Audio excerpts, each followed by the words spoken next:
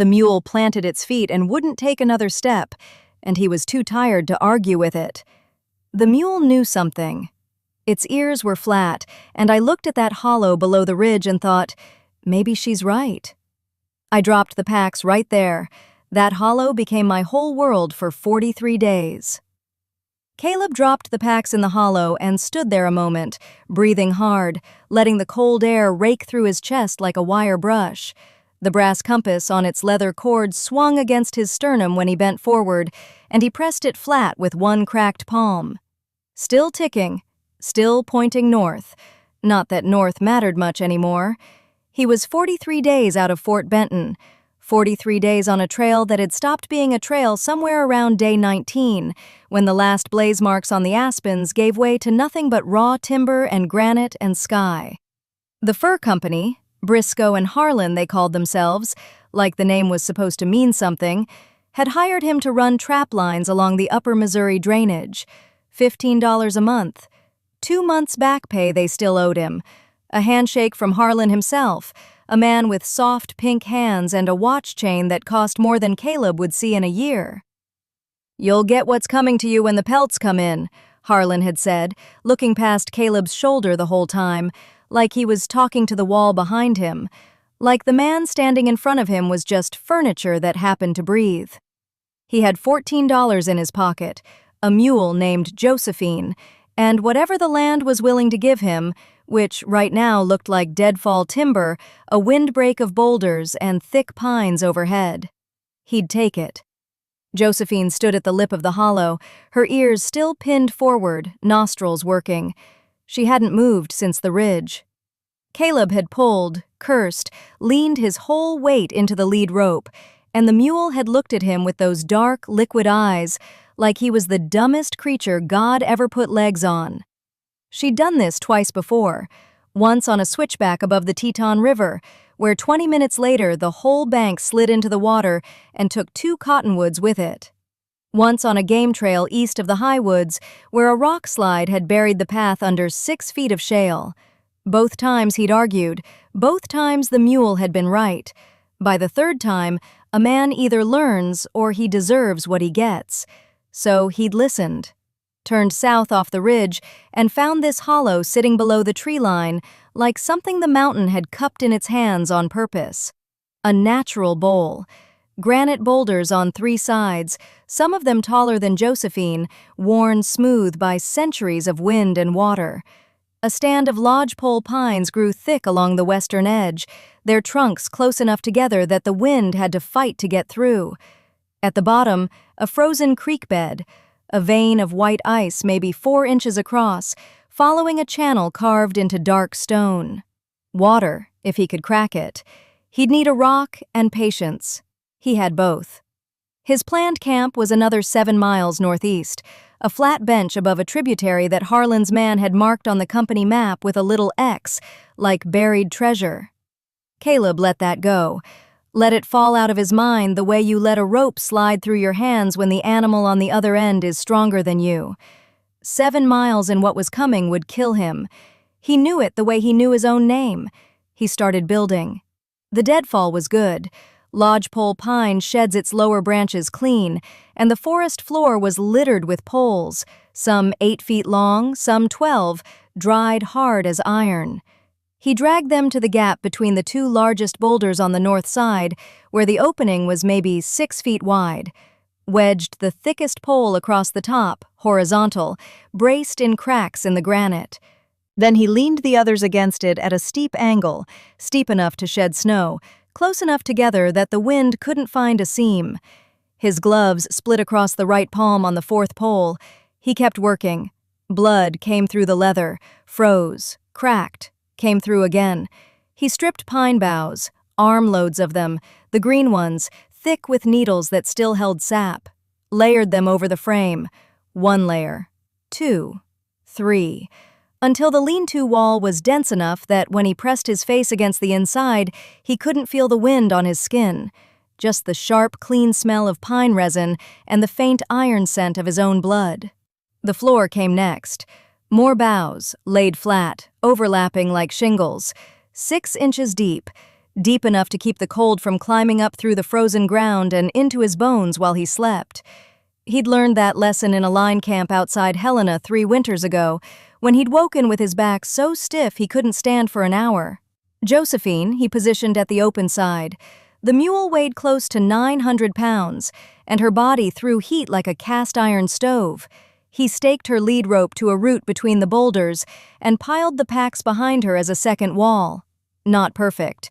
Nothing out here was perfect, but it was the difference between living through the night and not. The storm hit while he was tying the last branch across the lean-to frame. It didn't build. It arrived. One moment the sky was gray and heavy, and the snow was falling in fat, lazy flakes that drifted down through the pines like ash. The next moment, the world turned white and sideways, and the wind came screaming off the ridge with a sound like tearing canvas. Snow drove into the hollow horizontal, stinging his face, filling his eyes. He ducked into the shelter and pulled his collar up and felt the lean-to shudder once, then hold. Through the gap beside Josephine's flank, he could see the ridge he'd been crossing. Or he couldn't see it. That was the point. It was gone, swallowed whole. If the mule hadn't stopped, he'd be up there right now. Open ground, no shelter, no boulders, no pines. Just wind and snow, and a man with $14 and a compass that would point north all the way to the end of him. Josephine pressed her bulk against the shelter's open side, and the wind dropped to a whisper behind her. He sat on the pine boughs with his back against cold granite and the brass compass lying against his chest, the metal so cold it burned through his shirt. The mule breathed. The wind moaned over the boulders in a low, hollow note, like someone blowing across the mouth of a bottle. This was all he had, this hollow, this mule, and whatever he could keep alive between them. Day 3 in the hollow, and the snow hasn't stopped. Caleb establishes a routine, the only thing between a man and madness when the world shrinks to 30 feet in every direction. First thing every morning, before the gray light even settled right, he'd pull on that heavy, dark brown canvas coat and push through the drift that built up overnight against the lean-to entrance. The brass compass on its leather cord would swing against his chest as he bent forward into the wind, and he'd tuck it back inside the faded red wool shirt without thinking. Habit.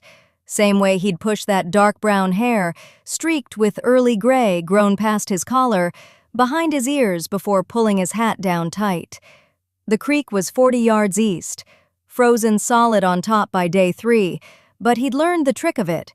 You find the thinnest spot near the bend where the current runs fastest underneath, and you strike it with the blunt side of your hatchet. 3 hits, maybe 4. The ice cracks in a circle, and the water pushes up black and clean. You fill your canteen. You fill the pot. You carry both back without spilling because spilling means doing it again, and doing anything twice in that cold is a kind of dying. For Josephine, he melted snow, packed it into the pot, and set it near the fire he kept burning low against the boulder's base. The mule wouldn't drink cold water willingly, stubborn about that, stubborn about most things, so he'd wait until it was lukewarm and pour it into the shallow trench he'd scraped in the frozen ground and lined with pine bark. She'd drink then, slowly, watching him the whole time like she was doing him a favor. He checked the shelter twice a day, morning and dusk. Anywhere the wind had shifted a branch or peeled back the layered pine boughs, he'd pack it tight again, smear pine pitch into the gaps with his bare fingers until the resin stiffened and sealed. His hands stayed tacky with it for days. The smell got into everything, his coat, his bedroll, the hardtack he rationed out in pieces no bigger than 2 fingers, 3 pieces a day, a strip of salt pork the width of his thumb at midday. That was all. He set snares along the timberline where the spruce thickened. Rabbit runs mostly. You look for the narrow paths between brush where the snow gets packed down in little highways. Grouse, too, if he was lucky. Simple loop snares made from cord he kept wound around a spool in his saddlebag. He checked them every afternoon and reset them every morning, and for the first 6 days they came back empty, and he said nothing about it to anyone except the mule. You talk to whatever's alive when nothing else is. There's no embarrassment in it, no performance. Josephine was a 12-year-old mule with a deep chest, a Roman nose, and opinions about everything. She had a way of shifting her weight when she disagreed with something, which was often. Mornings, she'd press her big, bony head against his chest while he stood in the entrance of the lean-to, and he'd rest one hand between her ears and look out at the white nothing and talk. He told her the coffee was gone. She didn't care. He told her the snares were empty again. She pressed harder. He told her they had maybe 4 days of salt pork left if he kept cutting the strips thinner, and she blew warm air against the brass compass at his collar, and that was her answer to everything. Now. The reason Caleb Merritt was on a mountainside in November with a mule and $14 in his pocket and 43 days of road behind him, that's a thing worth saying plainly. There'd been a ranch job, the Judith Basin, down where the high woods flatten into grass country and the wind runs so steady you forget it's there. A woman named Margaret Shaw had lost her husband the previous spring, not to violence, not to another woman. Pneumonia took him in 6 days. Margaret had buried him behind the house near the cottonwood stand and gone back to work because the cattle didn't know he was dead and the fence didn't care. Caleb had hired on that summer, $15 a month, meals, and a bunk in the tack room. He'd stayed through the fall, fixed 2 miles of fence line with her, side by side, her hands as steady with the wire as his. She was petite, 5'3" at most, but sturdy in the shoulders, her dark auburn braid resting over her left shoulder, that worn skinning knife in its beaded sheath always on her belt. Hazel green eyes that watched everything and gave back nothing she didn't choose to give. He'd left because staying scared him more than the mountains did. That's the truth of it. Whole truth. Every word. The storm intensified around day 7. Whatever had been falling before that was rehearsal. The real thing came sideways, horizontal, the kind of wind that doesn't howl so much as lean on you like a man trying to push you off a ledge. The lean-to held. He reinforced the windward side with a double layer of branches and packed snow against the base until it froze into a wall. Temperature dropped below anything he could guess. He had no thermometer, no way to measure it except by how fast the water in the pot started to ice over after he pulled it from the fire. Fast. Damn fast. He marked the days by cutting notches in a pine branch, short cuts for the first 6, deeper ones after. The branch was becoming a calendar of endurance, each notch a small declaration. Still here. Still here. Still here. Day 9. 2 rabbits in the snares, both of them stiff, frozen mid-struggle, their fur dusted white. He cleaned them with numb fingers, built the fire up against the boulder's base where the wind couldn't reach, and cooked them slow on a spit of green wood. The smell was so good it almost hurt. He ate one and saved half the other and fed the bones to the coals. The sparks rose straight up because the boulder blocked everything, and for a moment the air was still and warm and the sparks were the only moving thing in the world. He watched them and thought about Margaret's ranch, that fence line they'd repaired together, her pulling wire while he set posts, neither of them talking for hours. The foal they'd delivered at 3 in the morning in her barn, both of them on their knees in the straw, her hands sure and quick, the lantern throwing shadows across her face, that birthmark near her hairline catching the light.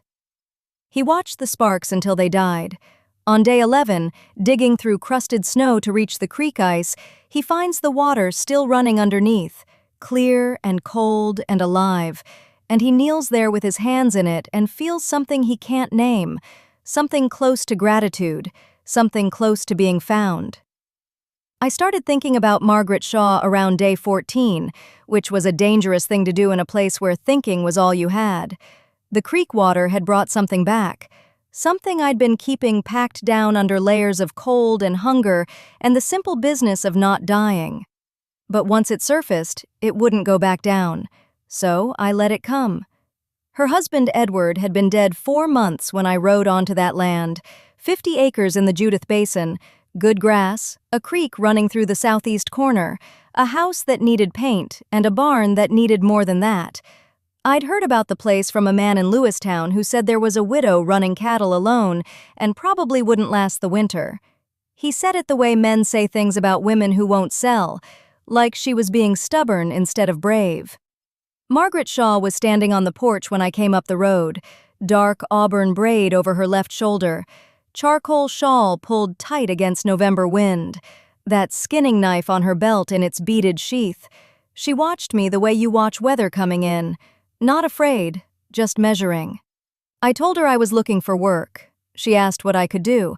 I said fences, cattle, horses, whatever needed doing. She looked at my hands.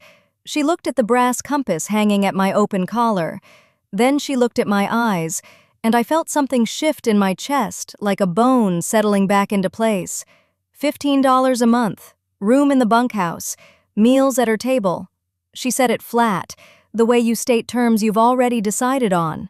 I said yes before she finished the sentence. Henry Shaw showed up 3 days later, Edward's older brother. Broad-shouldered, stocky, silver-gray hair cropped close, that briar pipe he always kept in his coat pocket, deep brown eyes that looked at you like he was counting what you owed him. He'd offered to buy Margaret's land after the funeral. She'd refused. And Henry Shaw was not a man who understood the word no when it came from a woman holding 50 acres he wanted.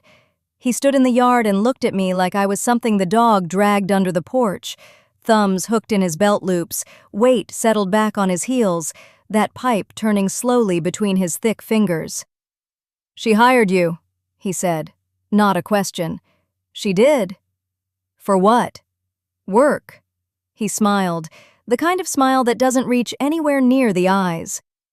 "Edward always said she didn't know what things cost. Guess he was right." That line sat in my gut like a stone. A dead man's brother using the dead man's words to make the dead man's wife sound small. I looked at him and said nothing, because there was nothing to say to a man like that. Not yet. February came in mean. A storm blew down from Canada and sat on the basin for 3 days straight. 200 yards of fence line on the north pasture came down. Posts snapped, wire twisted, cattle already drifting toward the gap. Margaret came out of the house at first light with wire cutters and a post maul and didn't say a word, just started walking. 36 hours we worked that fence, wind so cold it burned the skin on my face raw. My hands cracked and bled inside my gloves. She didn't complain. She didn't ask me to slow down. Post for post, she matched me. I'd set one, look up, and she'd already have the next hole started. That compact frame driving the maul down with a force that had nothing to do with size and everything to do with refusal. Her hands were worse than mine by the end, calloused and split at the knuckles, red from cold. She wrapped them in strips of flour sack and kept going. When the last wire was strung and the last post tamped solid, she stood back and looked at the line and nodded once. That was all. One nod. It was enough. 3 weeks later, one of her mares went into distress at 3 a.m. Margaret knocked on the bunkhouse door and said 2 words. "Barn, now." The foal was breech, lantern light throwing shadows up the walls. The mare was down and breathing hard, eyes wide and rolling. Margaret knelt beside her and put both hands on the mare's neck and started talking. Low, steady, certain. The same voice I use now when Josephine gets scared in a storm. That voice that says, "I'm here, and nothing else matters." I held the lantern. She did the work. Her hands disappeared into that mare, and she turned that foal with a patience I have never seen in another human being. 20 minutes, maybe 30. The foal came out wet and gasping and alive, and Margaret sat back on her heels in the straw with blood on her arms to the elbows and closed her eyes and breathed. That was the first time I understood what she was. Not a widow holding on, not a woman who needed help. A force, quiet and relentless and rooted in that land the way the cottonwoods were rooted along her creek. I was just the man lucky enough to be standing in the light she cast. Then Henry came back, black wool coat, unlit pipe, that same dead-weight smile. He pulled me aside by the corral and spoke low, like he was doing me a favor. "This arrangement doesn't look right," he said. "A hired man living on a widow's land. People talk, you understand." I understood exactly what he was doing. He couldn't buy her out, so he'd strip away anyone willing to stand beside her. I could have stayed. Margaret didn't ask me to. I waited one full day for her to say one word. Stay. That's all it would have taken. She didn't say it. She stood on that porch with her braid over her shoulder and her hands braced on her hips and her chin raised, and she watched me saddle my horse and she said nothing. I told myself I was giving her a choice. The truth is, I was afraid of what she'd already chosen. So I rode north, and kept riding, and ended up in a frozen hollow with a lame horse and $14 in my pocket, and nothing to show for 43 years of living except the knowledge that I had walked away from the only thing that ever asked me to be still.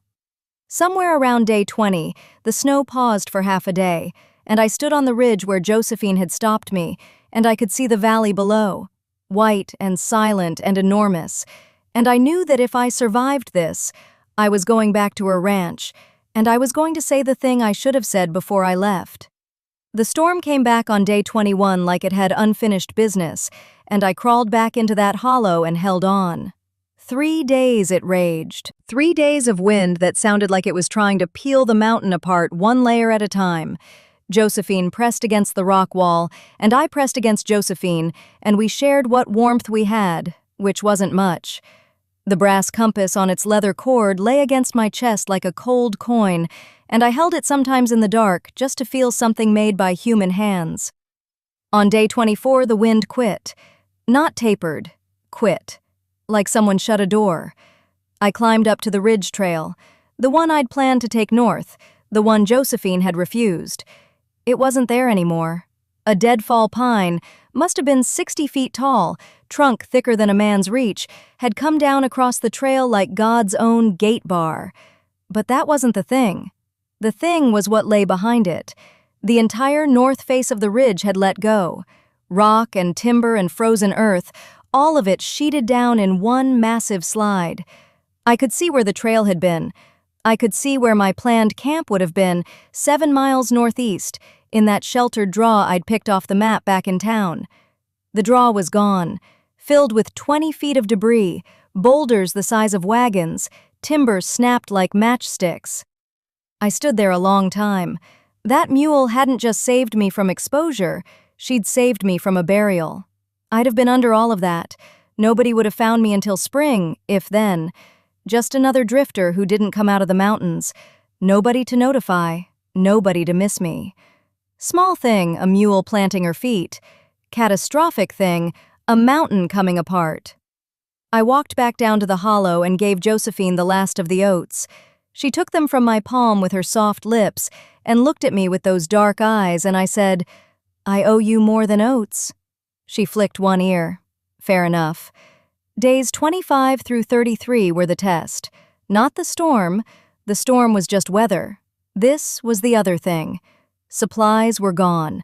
The jerky, the hardtack, the oats, the coffee, all of it used up or stretched past stretching. I set snares for rabbits and caught 2 in 9 days. I dug under the snow for whatever the ground offered, which was mostly nothing. I boiled pine needle tea until the taste of it made my throat close, then I boiled more and drank it anyway. $14 still sat in my coat pocket, worthless as paper flowers up here. 43 days on the road and the money hadn't grown or shrunk, just sat there reminding me what I was worth to the world. My boots cracked at the seams. Both of them, left sole first, then the right heel pulled away from the leather. I wrapped them with strips torn from my blanket and tied them with cord, and they held, barely. The brown leather with its copper-riveted seams looked like something a man had given up on. Josephine went gaunt. Her ribs showed through her winter coat. I led her to whatever browse I could find, stripped bark, dead grass under snowmelt, and she ate it without complaint because she was a better creature than most people I'd known. Here's the thing that kept me up at night. The storm lightened enough to travel on day 27. I could have moved. The trail north was destroyed, but the path south was clear. Open drainage, downhill grade, 2 days' walk to the valley floor, 2 more to the Judith Basin. 4 days total to Margaret Shaw's front gate. I didn't go. I told myself the weather might turn again. I told myself Josephine needed rest. I told myself the footing was too uncertain. All of it was true, and none of it was the reason. The reason was the kitchen table. A man can survive 40 days in the mountains. Surviving a kitchen table is harder. Surviving a chair pulled out for you, a plate set without being asked, coffee poured into a cup that becomes your cup because you've been there long enough that everyone knows which one is yours. I was afraid of arriving at Margaret's door and finding she didn't need me, that she'd patched the fence herself, moved the cattle herself, survived the winter herself, because she always had, and she always could, and my showing up would just be one more thing she had to manage. One more mouth, one more man standing in her kitchen thinking he mattered more than he did. And I was afraid of the opposite, that she did need me, that I'd stay and be needed, and then the needing would become a weight I couldn't carry because I'd never carried it before. 20-some years of moving, of being the man who left before the coffee got cold. You do that long enough, it stops being a habit and starts being the only shape you fit. So I stayed in that hollow like a coward, and I called it caution. But my hands wouldn't stay idle. That was the tell. On day 28, I started notching logs, not because the shelter needed it, because I needed it.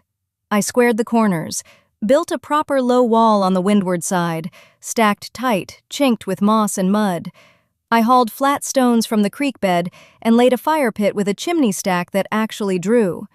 Smoke went up instead of sideways for the first time in weeks. I stepped back on day 30 and looked at what I'd made. A shelter that could last. Low walls, tight joints, a chimney that worked. Something a man could come back to. Something that would still be standing in a year. I hadn't built anything meant to last since I was 20 years old, since before the compass was the only thing I owned that mattered. My hands remembered how, even when the rest of me had forgotten why. Days 31, 32, 33. I sat by that fire pit and I listened to the wind drop, and I knew I was out of excuses. On day 36, the mule lifted her head and turned her ears forward for the first time in weeks, pointed southeast, toward the valley, toward the Judith Basin, and I said, "I know, Josephine. I know." I broke camp on day 43. I left the shelter standing. Something in me wanted it to stay, proof that I'd been somewhere, proof that I'd held on. Took me most of the morning to pack what was left, which wasn't much, a bedroll that smelled like smoke and pine sap, the brass compass on its leather cord, warm against my chest where it had hung every day since my father put it there when I was 18, a half bag of oats I'd been splitting with Josephine, my belt knife, dulled from cutting boughs and scraping bark and carving notches into the days like a man in prison. Before I left, I knelt at the biggest boulder, the one I'd leaned against on the worst nights, the one that held the heat from the fire and gave it back slow, and I cut my initials into the stone. C.M. And below that, 1879. The knife barely bit the granite. Took me 40 minutes to scratch letters you could read, but I wanted them there. I wanted some part of me left in that place, because that place had made me into something I hadn't been before.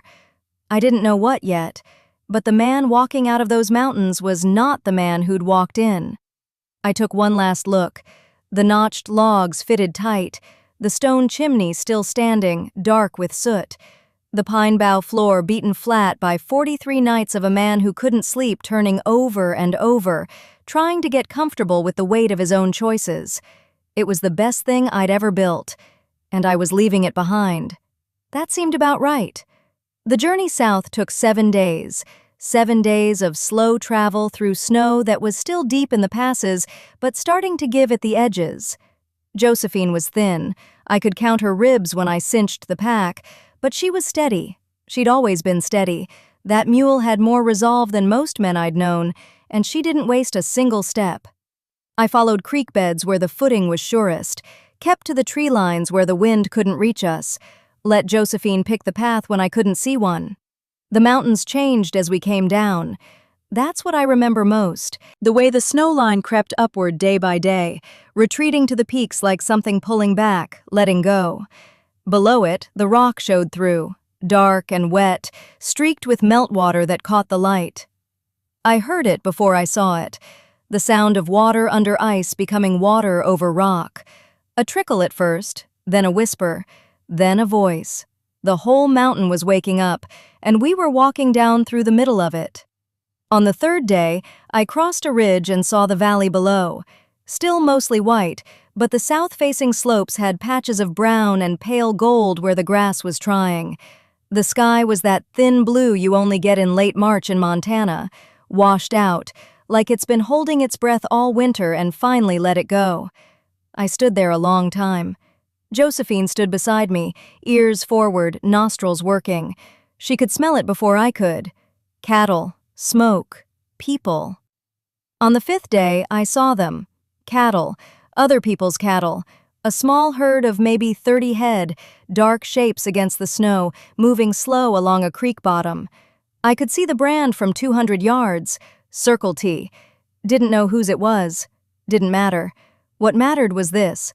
Someone was here. Someone had survived the same winter I had, and their cattle were still standing, and smoke was rising from a chimney I couldn't see yet but knew was there. I hadn't spoken to another human in 50 days. I want you to sit with that number. 50 days. The sound of my own voice had become something strange to me.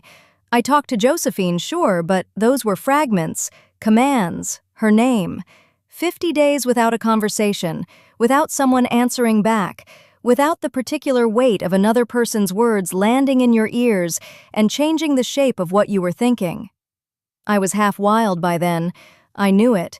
My dark brown hair was past my collar, pushed behind my ears, tangled where the wind had worked at it. 3 days of dark stubble had become something closer to a month. The faded red wool shirt hung loose. The heavy dark brown canvas coat was stiff with wood smoke and weather. I looked like exactly what I was, a man who had gone into the mountains with nothing and come out with less. On the 7th day, I reached the outskirts of the Judith Basin, and I saw her fence line. I knew it was hers before I saw the house. I knew it because the fence was in poor repair. Posts down, wire sagging, gaps where cattle could walk through if they had a mind to. The same fence I'd helped her fix 7 months ago. The same fence that Emmett Garland had looked at from his big bay horse and said, "A woman alone can't hold this kind of land." It's not an insult, Margaret. It's just arithmetic. Like he was doing her a favor. Like he was being kind when he was really just measuring what he could take. That fence told me everything. It told me the winter had been hard. It told me she'd been alone. It told me she hadn't had anyone to help her set posts in frozen ground, and she hadn't asked, and she'd done what she could with what she had, which is what Margaret always did. I could see the house, the barn, the corral, the smoke from the chimney, thin and straight in the still air, and I saw her before she saw me. She was working alone. Post-hole digger in her hands, her dark auburn braid over her left shoulder, the charcoal wool shawl pulled tight, the worn leather-handled skinning knife on her belt. Working the same way she'd been working when I first rode up to that gate. Steady, unhurried, not looking for anyone to come along and make it easier. I came down the hill to Margaret's gate on a Tuesday afternoon in late March, and she was standing at the fence line with a post-hole digger, and she looked up at me and Josephine and didn't say a word, just stood there with her hands on the handle and waited. That was Margaret. She'd wait for you to come all the way to the gate. She'd let you decide every step of the way, and if you got there, she'd know you meant it. "You look thin," she said. That was the first thing. Not "where have you been?" Not "why did you leave?" "You look thin." I tied Josephine to the fence rail and stood there with my hat in my hands and $14 in my pocket and 43 days on the road behind me. Margaret set the post-hole digger against the fence and walked to the house without another word.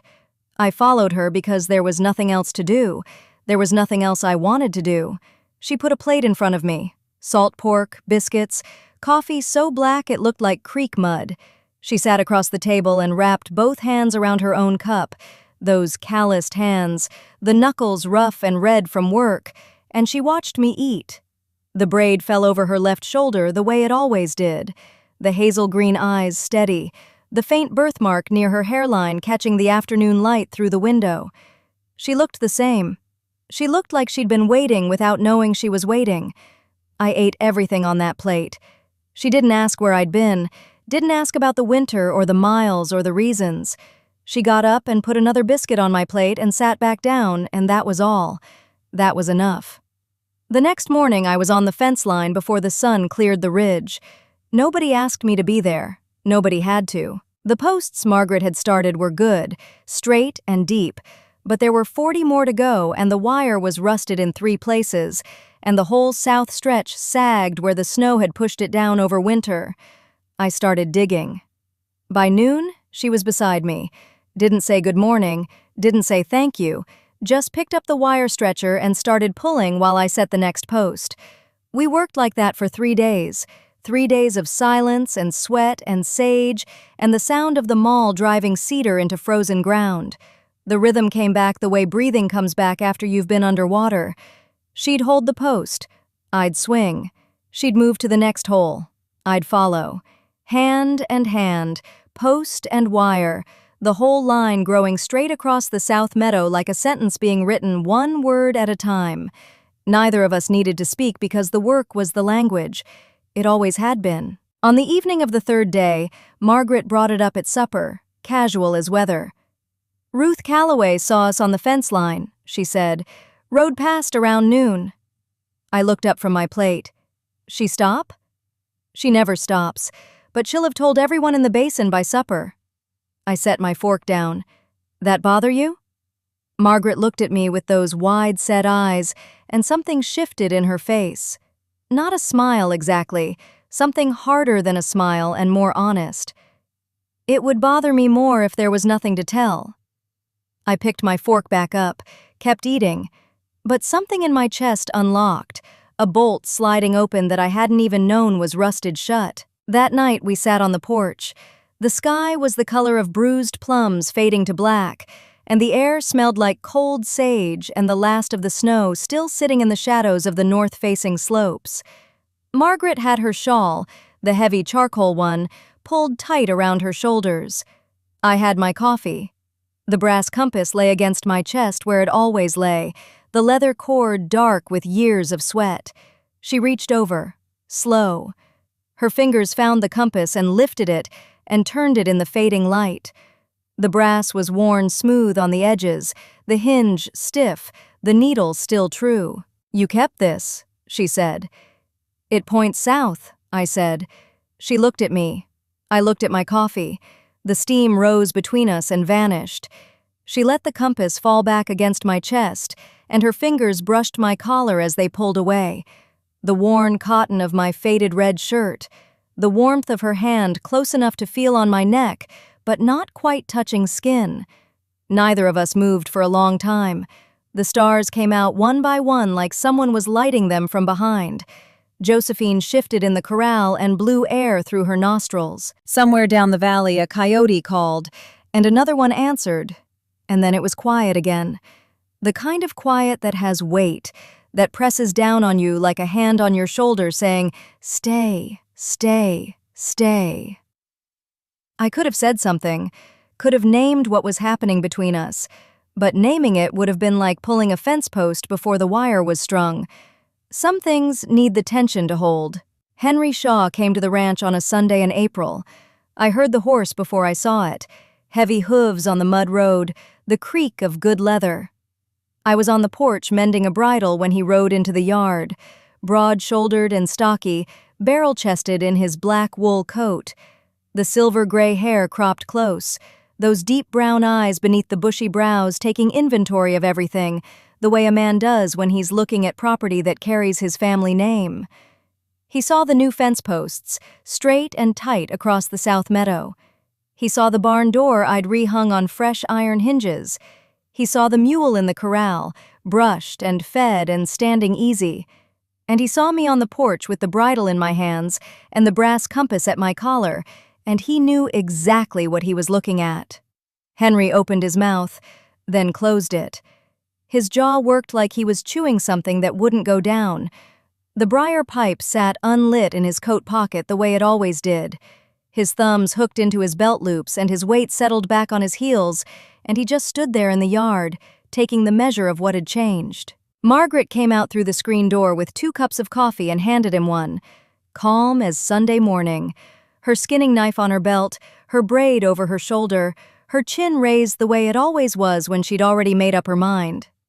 "Henry," she said, "Caleb's staying." And Henry looked at Caleb, and Caleb looked at Henry, and something passed between them that didn't need words, just a nod, slow and final. We were married in June of 1879, in the front room of that ranch house, with Ruth Calloway and Henry Shaw as witnesses, and Josephine tied to the porch rail, looking in through the open window. There wasn't a preacher. Margaret didn't want one.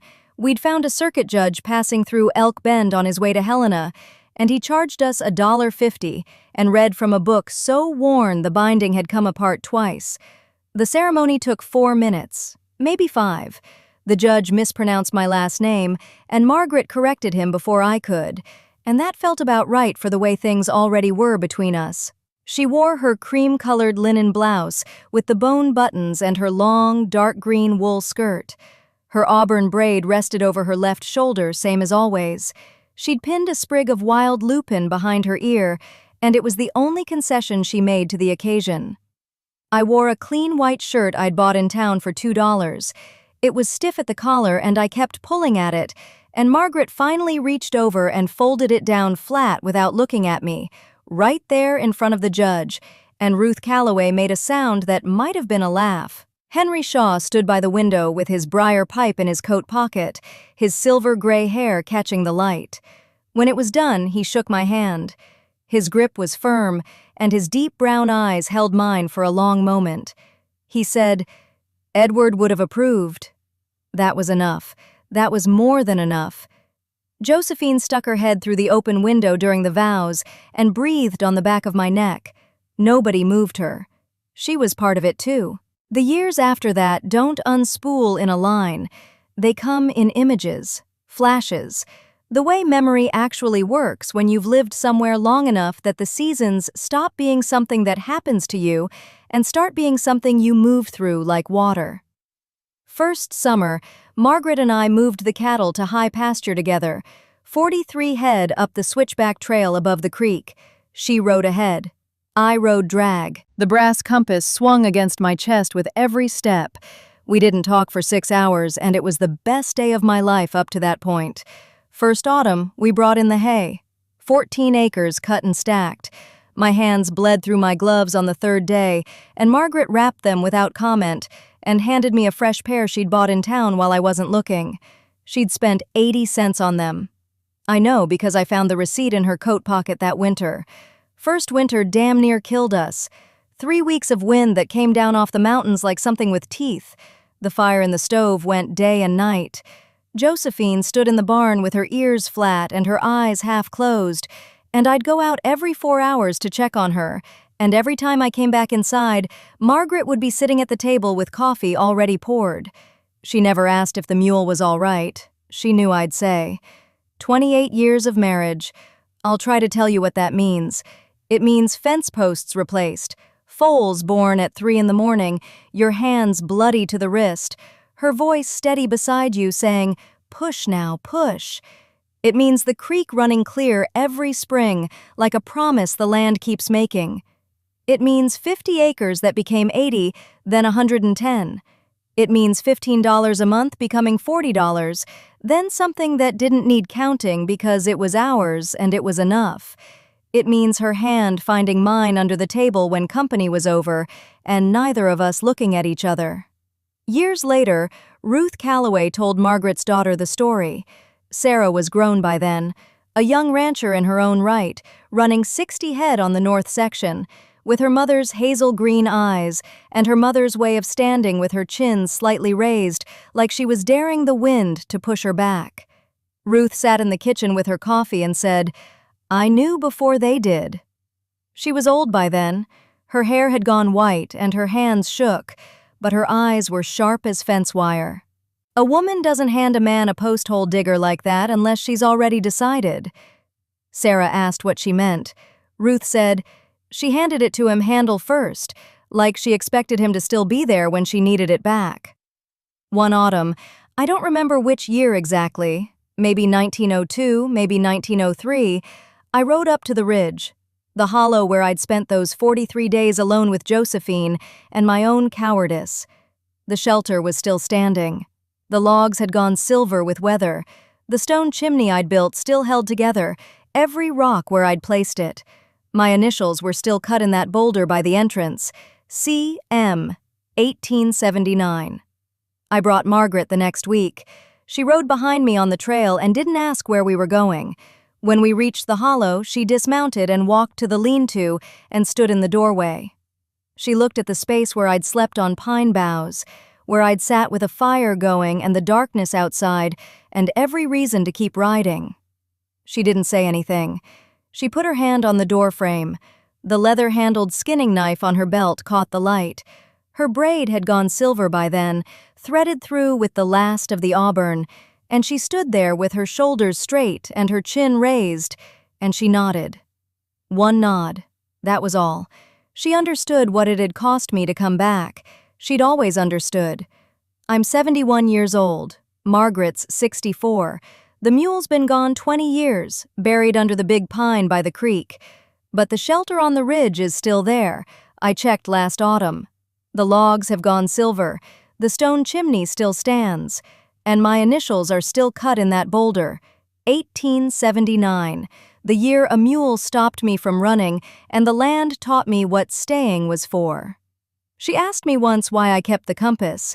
I told her it was because it always pointed home. She said, "You didn't need a compass for that. You needed a mule." She was right. She usually was. We sit on the porch most evenings now. Grandchildren's voices drift across the yard like birdsong. The mountains go purple, then black. Her hand rests under mine on the arm of the chair. The brass compass hangs at my open collar, catching the last of the light, still pointing north, still pointing nowhere I need to go. Some men run their whole lives. Some men stop. The difference isn't courage, it's finding the thing that makes the stillness louder than the road.